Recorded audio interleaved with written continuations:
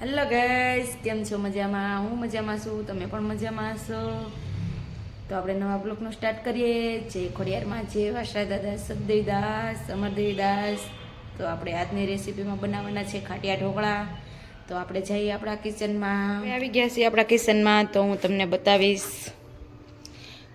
આ છે આપણે લોટ દળેલો, એટલે કે મગ, ચોખા અને ચણાની દાળ. તમે મકાઈ પણ નાખી શકો. છે ખાટી છાશ, હળદર અને મીઠું. આપણે લોટને રેડી કરવાનો છે આથો નાખવા માટે. 6 થી 7 કલાક જેવું આથો નાખવો પડે, પણ તમારે જો સવારે બનાવવા હોય તો તમારે સાંજે આથો નાખવો પડે, અને સાંજે બનાવવા હોય તો સવારે આથો નાખવો પડે. ને મારે બનાવવાના છે સાંજે, એટલે હું સવારે આથો નાખું છું. જોઈએ એ નાખશું છાશ,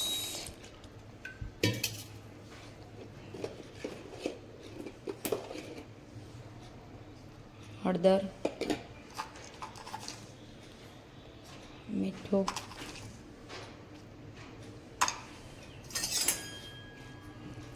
ત્યારબાદ આપણે મદદથી આપણે બધું મિક્સ કરી દઈશું.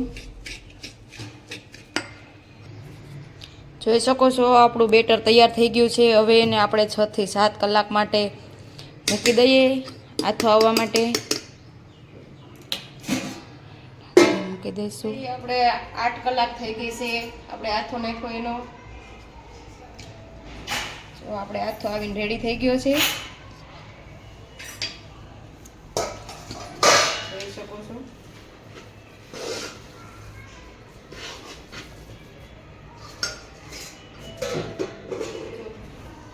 આ ગાજર છે, આ દૂધી છે, લીલા ધાણા છે, અને લચણવાળી ચટણી છે.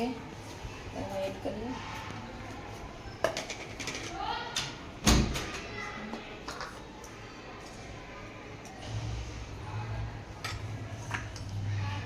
બધું આપણે મિક્સ કરશું.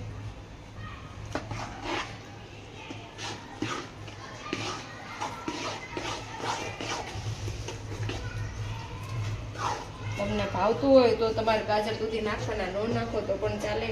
હું પણ પહેલાં નહોતી નાખતી, હવે નાખું છું, મજા આવે. બેટર તૈયાર થઈ ગયું છે.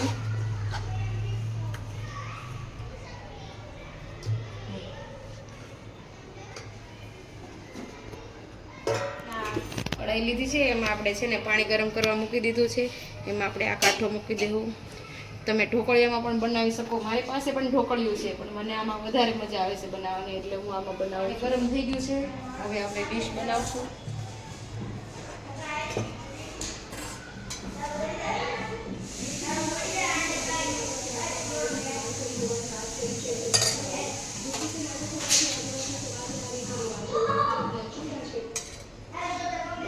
તેલ લીધું છે, ખાવાના સોડા કે જે હું ભજીયામાં યુઝ કરું છું, સાજીના ફૂલ એ લીધા છે.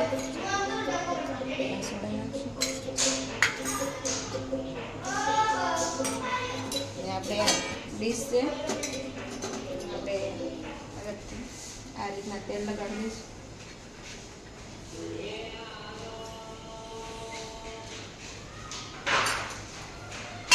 હવે આપણે આને આ રીતના હલાવી લઈશું. બધા એમ કહે કે આ એક સાઈડ જ હલાવાય, આ રીતના બે સાઈડ હલાવો તો તમારું ઢોકળું બને નહીં. પણ જુઓ, હું તો બે સાઈડ હલાવું છું, જોઈ શકો છો તમે. ને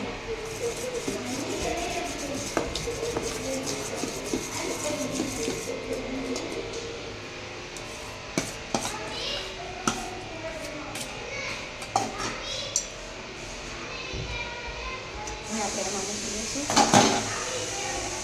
હવે આપણે ઉપરથી લચણવાળી ચટણી રાખશું.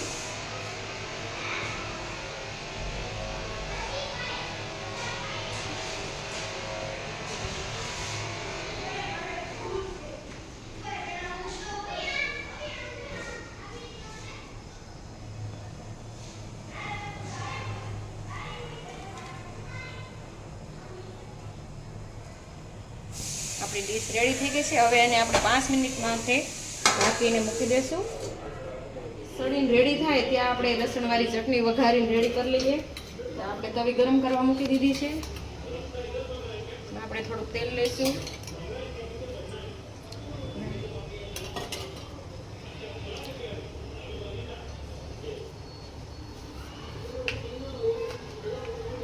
આપણું તેલ ગરમ થઈ ગયું છે. બહુ ગરમ નથી કરવાનું, નકર આપણી ચટણી બળી જશે.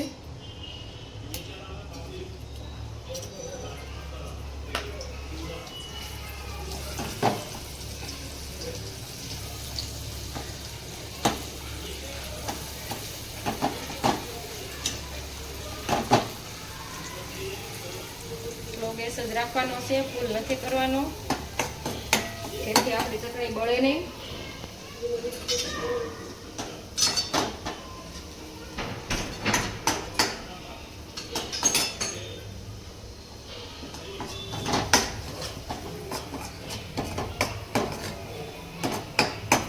હવે આપણે એમાં થોડું પાણી એડ કરશું.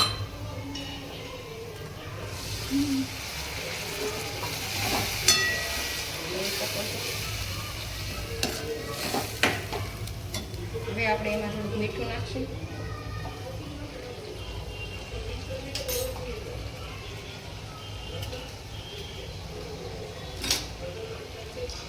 ખટાશ માટે થોડુંક લીંબુ, તમને ભાવતું હોય તો ન નાખો તો પણ ચાલે.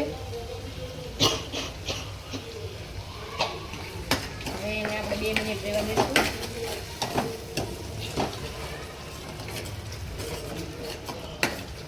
હવે આપણી ચટણી બનીને તૈયાર થઈ ગઈ છે.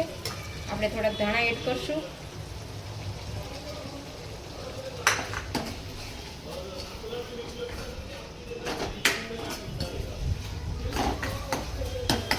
હવે આપણે ગેસ બંધ કરી દઈશું.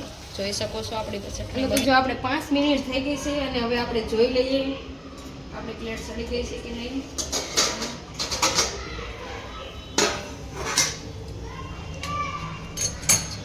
આ રીતના ચેક કરવાનું આપણે શાકાના મદદથી કે આમાં સડી, આમાં ચોટે તો કાશી હોય, પણ આપણે જો આમાં જરાય ચોટતું નથી, એટલે આપણી પ્લેટ સડીને રેડી થઈ ગઈ છે. હવે આપણે એને લઈ લઈએ ને હવે આપણે બીજી પ્લેટ મૂકી દઈશું.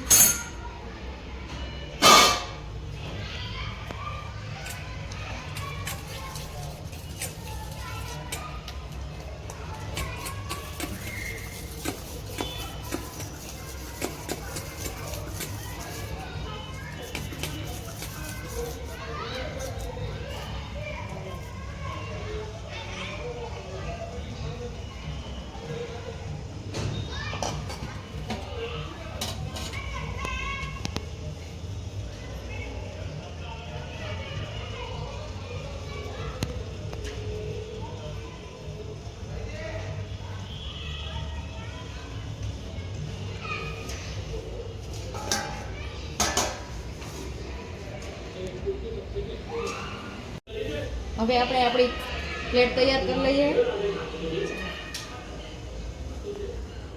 તૈયાર થઈ ગઈ છે ઢોકળા. આ છે આપણે લસણવાળી વઘારેલી ચટણી, આ છે સિંગ તેલ. આપણે જોઈએ અને અંદરથી જાળીદાર ને ઓછા રૂ જેવા. અમારી દીદી ખાઈને કહે કે કેવા બન્યા છે એમ. દીદી ખાતો